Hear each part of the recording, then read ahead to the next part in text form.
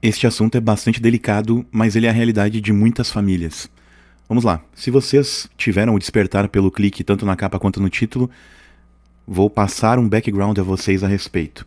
Eu, quando jovem, fiz parte de uma igreja evangélica, a qual uma parte da minha família pertence ainda a esta religião e congrega ainda no mesmo lugar. Perfeito. Vocês aqui, alguns de vocês já sabem que eu passei por várias religiões e não vem ao caso eu expor cada um dos nomes aqui. Mas em uma ocasião, quando eu já tinha ali por volta dos meus 17, 18 anos, eu comecei a frequentar a mesma igreja onde, eu posso falar, o meu irmão mais velho congrega, porque se as pessoas lá da igreja dele, ou que pertenceram ou que fazem parte, virem este vídeo, é bom que elas saibam a respeito. Todos aqui que acompanham sabem que a minha fé, com o tempo, ela veio mudando. Ela passou por alterações e provações também. E hoje eu me encontro mais identificado com espiritismo. Não significa que eu sou espírita. Eu apenas acredito fortemente que aquilo é possível. Aquele conceito. Mas eu ainda prefiro me considerar um espiritualista universalista. O que vem a ser isso rapidamente para que vocês entendam um pouco da minha base? É alguém que respeita todas as religiões e entende que a fé de cada um não deve ser contestada. A única coisa que eu contesto é sacrifício de animais. Aí eu acho ruim. Quando o ritual ele necessita de um derramamento de líquido vermelho, se é que vocês me entendem, aí eu sou contra. Fora isso, a prática religiosa é algo individual. Bingo. Mas aí lá, quando eu fazia parte, né, dessa igreja, o que aconteceu? Quanto à receptividade das pessoas. E hoje, conversando com uma pessoa, essa pessoa me passou a respeito da sua família. E ela comentou que os pais, e esse exemplo ele pode se refletir também a outros membros da família, né? Poderia ser você, ou tu, vocês aí do outro lado, com qualquer outra pessoa, com qualquer outro quadro parental. Então vamos lá.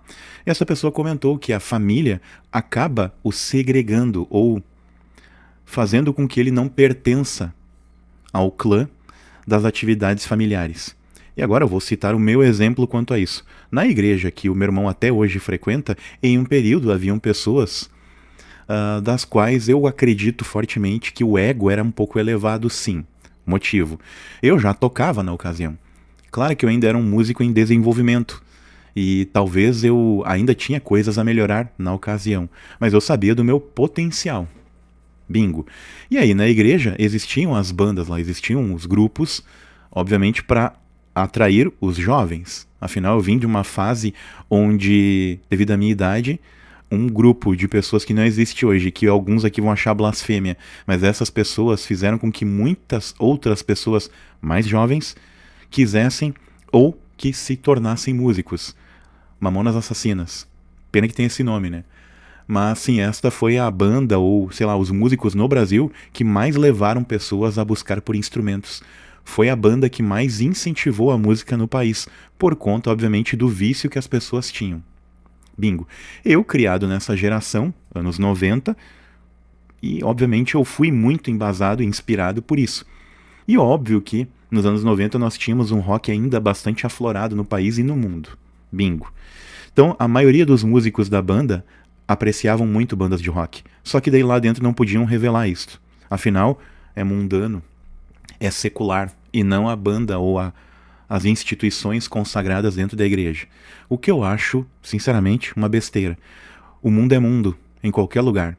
Então, independente da tua religião, até mesmo as bandas da igreja podem ser seculares também, quando elas pensam apenas em dinheiro, poder, ganância, soberba. Quando os músicos fora do palco agem como seres humanos normais, com as suas prepotências, suas insônias, seu mau humor, enfim. Mas aí, voltando ao foco, numa ocasião, eu tentando ser acolhido pela igreja, ou tentando criar a minha panela lá, e eu não tinha, justamente porque as pessoas me julgavam na ocasião, ele é irmão do cara lá, o fulano. Então ele se acha. Ou com outro olhar, com outra perspectiva. E eu percebia isso, tá? Afinal, éramos todos jovens, mas eu não era um completo otário, né? Então eu percebia por olhares, por jeito de tratamento, ou pela ausência de tratamento, como que eu fui acolhido. E foi isso que me repeliu da igreja. Então, se do outro lado tu tá passando por isso, tu vai te identificar. Depois eu falo do pessoal aí, os testemunhas de Jeová. Aí o que aconteceu eu buscando lá a turma, é bom falar isso, tá? Outras pessoas consideravam o seguinte, ele é irmão do cara. Beleza, tem um parente que é líder aqui. Outros deviam pensar assim, esse cara não pertence à igreja, eu não vejo ele aqui com frequência. Então, todo mundo me evitava. Eu percebia isso, né? Que era uma coisa assim, não, até que a gente realmente entenda que esse cara faz parte, deixa ele isolado. Eu ia pra igreja e, cara, me sentia mais sozinho do que, sei lá, se tivesse me largado no Saara e caminhado sem água. Eu acho que eu ia me sentir mais confortável lá, mesmo com um clima tórrido, do que na igreja. Né? E hoje eu falo isso com tranquilidade porque, óbvio, eles me veem lá muito pouco. Eu vou por conta dos meus sobrinhos, eu vou por conta da minha família. E como eu já comentei isso com o meu irmão, eu acho que não tem problema eu citar isso a ele, expondo, né, o que aconteceu no meu núcleo familiar. Né? Uma vez que ele não é o culpado, mas sim outras pessoas. Beleza. Dada essa informação, eu tentando entrar ao grupo, ao conjunto, aí um dia lá fiquei assistindo lá, igual um Quen, como a gente fala aqui, né? Olhando e pensando, nossa, vão me convidar e tal. Fiquei lá quietinho na minha. Não me deram a oportunidade. E aí quando eu fui falar, nossa, eu quero tocar na banda, um dos caras chegou em mim, colocou a mão no meu peito e falou, tu não pode tocar aqui.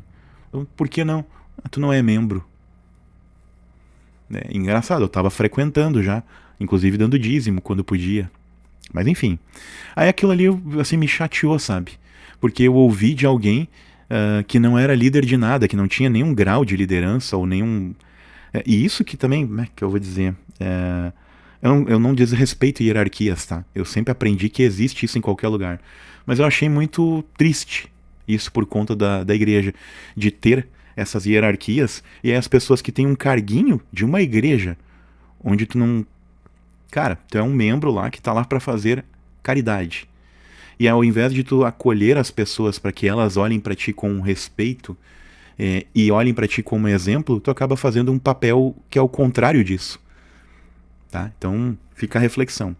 Bem, aí, passados os anos, eu acabei me afastando.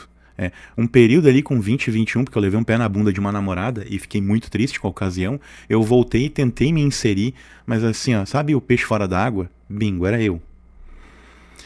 E aí, assim, é óbvio que eu sofri críticas de algumas pessoas, e até por conta de uma que eu só não vou falar de quem ela era parente, porque senão muita gente vai identificar de quem eu tô falando, e aí eu também não quero nem dar palco pra essa pessoa, tá?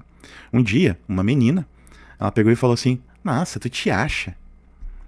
Só porque eu era um cara quieto na minha e mantinha uma robustez e olhava pra cima. Porque, enfim, eu tive problemas com autoestima quando eu era criança. Por obesidade, por insegurança, por, enfim, talvez a ausência do pai, porque meus pais se separaram quando eu tinha 7 anos, então eu via meu pai muito pouco e a partir dos 15 eu fiquei 10 anos sem ver ele. E sem trocar uma ligação, eu não sabia nem se meu pai estava vivo, e ele tão pouco sabia alguma coisa de mim. Então a gente ficou dos 15 aos meus 25 sem se falar. Tá? É isso. A gente voltou a se falar nos últimos 14 anos, para vocês entenderem um pouco. E aí eu tinha que ter uma casca mais robusta. Eu tinha que parecer mais adulto. Logo eu não... Como é que eu ia dizer? Eu tentava me enturmar com a gurizada da minha idade, mas eu sempre tive mais facilidade em lidar com pessoas 4, 5 anos mais velhas. Os meus amigos, que são amigos até hoje, são de turmas mais velhas. Eu nascido em 87, meus amigos 83, 80, 84. Então, o meu núcleo e nicho de pessoas está muito mais perto hoje dos 50. Tenho, sim, amigos da minha idade, né, os meus contemporâneos, como a gente fala, mas assim, é raro ter alguém mais novo. É geralmente 2, 4, 5 anos mais velho.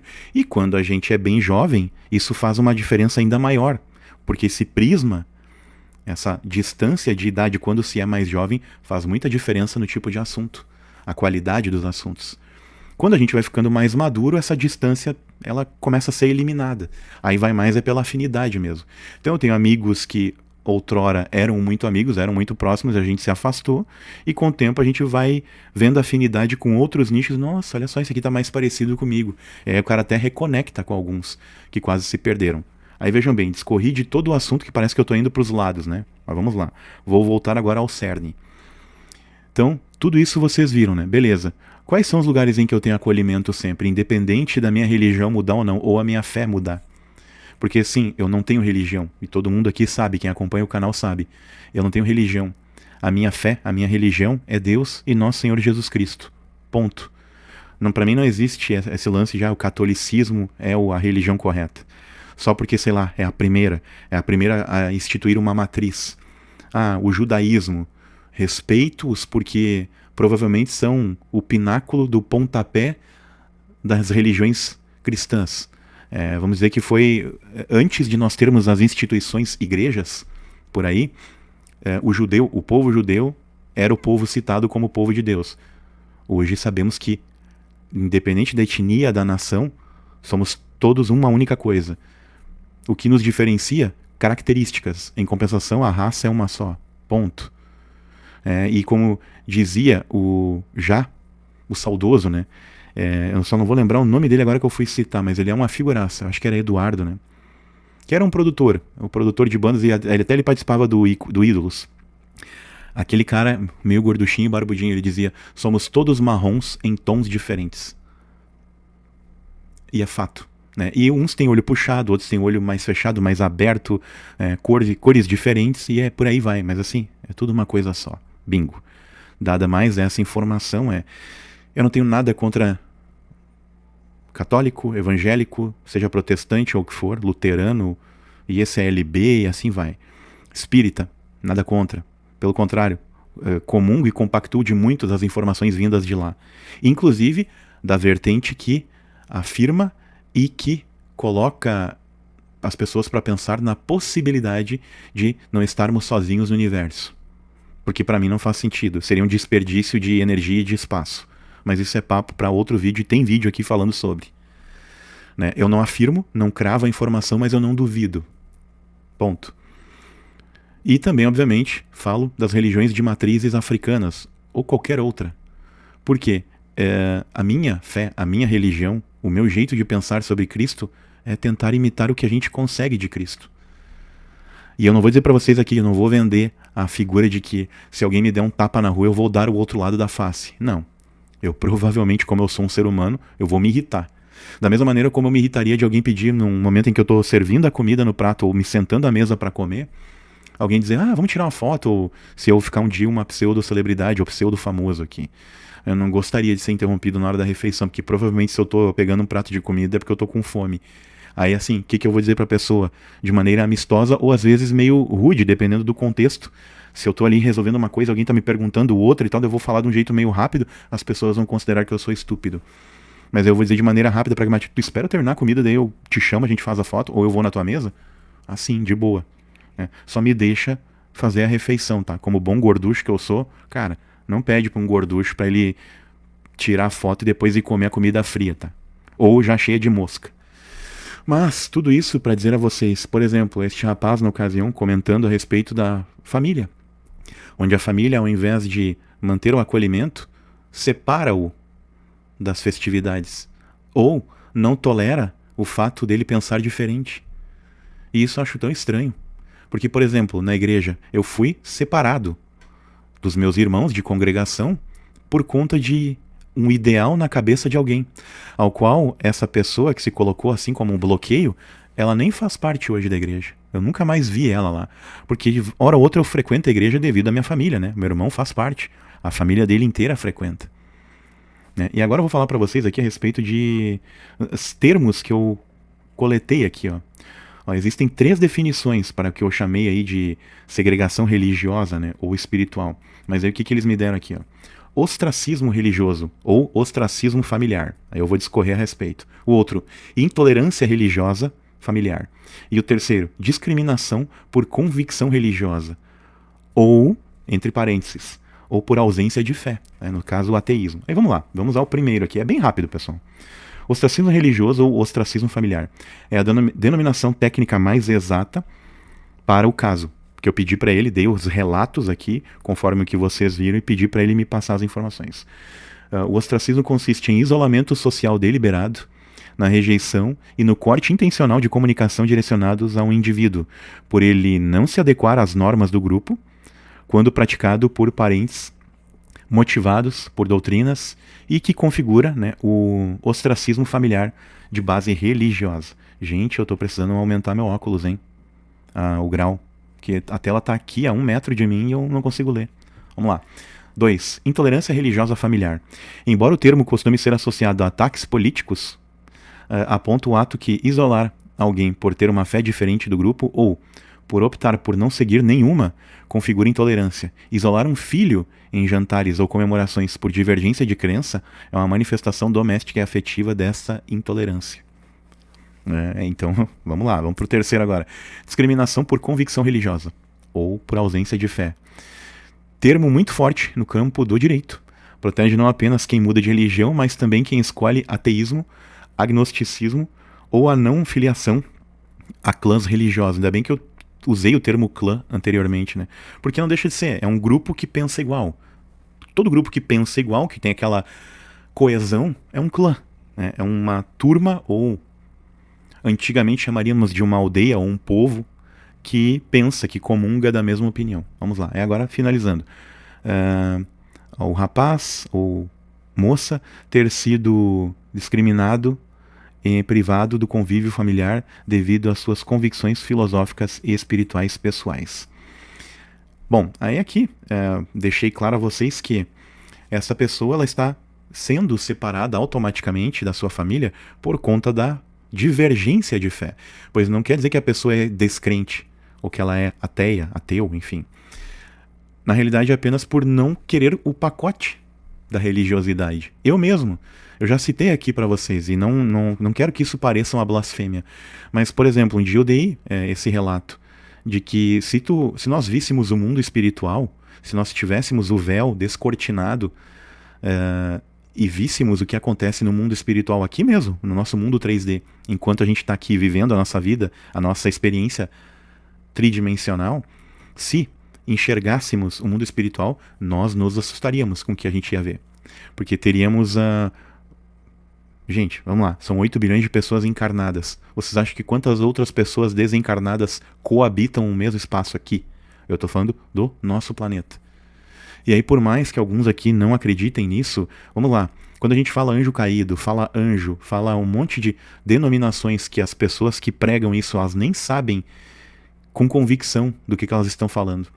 Elas não têm certeza de que aquilo que elas dirigem a palavra afirmando ser a verdade que realmente é. Nenhum de nós tem essa capacidade. Alguns poucos conseguem ver isto e são bem, não diria privilegiados, porque pergunte a uma pessoa que enxerga tudo o que o nosso olho 3D aqui não consegue enxergar do espiritual e ver se ela tem paz, ou se ela não é uma pessoa que não é ela ser perturbada, mas que ela constantemente é perturbada por entidades das quais nós não vemos. Então eu posso estar aqui gravando e entre o microfone e a câmera, pode ter um baita de um ser aqui olhando no grão do meu olho. Vocês talvez não enxerguem, eu também não, porque eu não vim com essa capacidade, e eu vou dizer que às vezes eu agradeço muito por não ter. Mas e quem sabe a batalha espiritual que está acontecendo aqui enquanto eu estou gravando? E quem sabe quantos de vocês aí na casa de vocês estão passando por isso? E agora eu finalizo, né, com esse comentário de que achei o relato da pessoa forte e triste. Mas o legal é, se essa pessoa está aqui vendo isto, saiba que, como tu ouviu a minha história, já aconteceu comigo. Ou seja, eu sei muito bem o que tu está passando, porém, eu não fui com a família.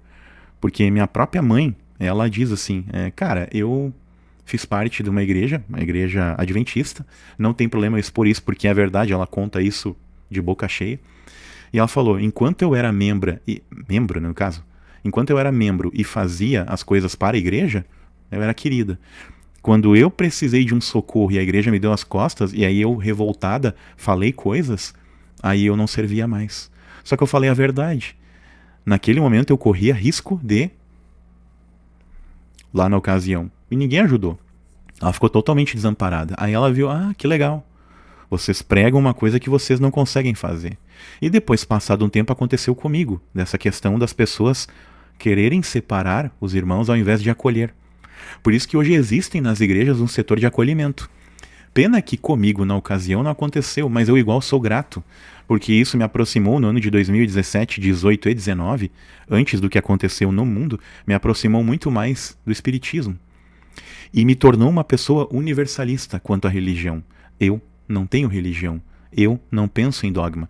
Aí uma vez eu pontuei isso, como eu falei antes. Eu ia tecer esse comentário antes, acabei indo para outro lado e agora voltando. Ainda bem que eu não esqueço o raciocínio, às vezes só mudo o que eu vou falar. Mas um dia eu comentei aqui. Às vezes, dentro de uma igreja, pode estar havendo uma batalha espiritual forte com os anjos caídos que as pessoas falam, tanto pregam e não veem. E eu sei que é bem pesado o que eu vou falar, mas às vezes dentro de um filme pornô, lá pode estar cheio de Espírito Santo enquanto aquilo está acontecendo. Sabe por quê? A intenção das pessoas, o como elas se comportam mentalmente, o como o coração delas se comporta. Não com o que elas estão fazendo, mas dentro do ambiente, como elas respeitam umas às outras, quais as intenções de pensamento umas com as outras. Do, bah, que legal fulano, pô, que legal ciclano. Então eu não acho o ato do coito diabólico. Não acho aquilo pesado. Claro que a cena em si, a atmosfera de promiscuidade e tal, não é legal. Mas agora, imaginem vocês, se no ambiente de gravação, por exemplo, tem gente que ora, e daqui a pouco tem gente que é o único trabalho que consegue ter. Porque daqui a pouco entrou naquela indústria em algum momento e não consegue sair dela por conta de em outros lugares haver rejeição. Ela se obriga a permanecer ali. Por quê? Porque ela é honesta. Ela não vai sair na rua roubando. Então ela é obrigada a continuar naquilo. E a gente vê relatos de atores que tentam depois sair e fazer outra coisa e não conseguem. Por quê? Porque as pessoas têm preconceito e dizem, não vou te dar emprego. Por quê? Como é que eu vou te colocar aqui na foto da empresa as pessoas sabendo que um dia tu fez filme adulto? E aí, isso que eu digo a vocês. Sim, enquanto às vezes na igreja, lá está acontecendo uma batalha espiritual forte. Até mesmo porque existem pessoas boas. Eu não falo só de pessoas ruins aqui. Ou pessoas com muita aura negativa, vamos colocar assim. Mas agora eu digo para vocês, familiares, se vocês têm irmão, irmã, pai, tio, tia, primo, sei lá, que não pertence à religião de vocês, não façam isso. Por mais que daqui a pouco tu não concorde com a forma com que essa pessoa pensa, ouça ela. Senta e conversa com ela. Tu não precisa catequizar ela. Mostra com a tua fé e com as tuas atitudes que tu é uma pessoa de valor. Mas ouve ela. E chega e diz, cara, vim te ouvir. Me conta o que tu tem pra... Me conta algo. Pode contar a tua vida. Eu tô aqui pra te ouvir. Esteja ali presente. Tu vai ver que isso pode ser que cative a pessoa pra tua religião, pra tua fé, pro teu modo de enxergar a fé. Agora, separando, dizendo pra pessoa que ela tá errada o tempo inteiro, e aí não olhar pra si, será que daí tu não tá errado? Pensa sobre isso. Se os vídeos do canal Cortina Preta conversam com você ou lhe tocam de alguma maneira, fica aqui disponível os links, tanto abaixo do banner como também na descrição desses vídeos, para que você ou contribua com o canal ou compre alguns dos cursos. A minha missão é deixar você perceber o mundo 360 graus à sua volta.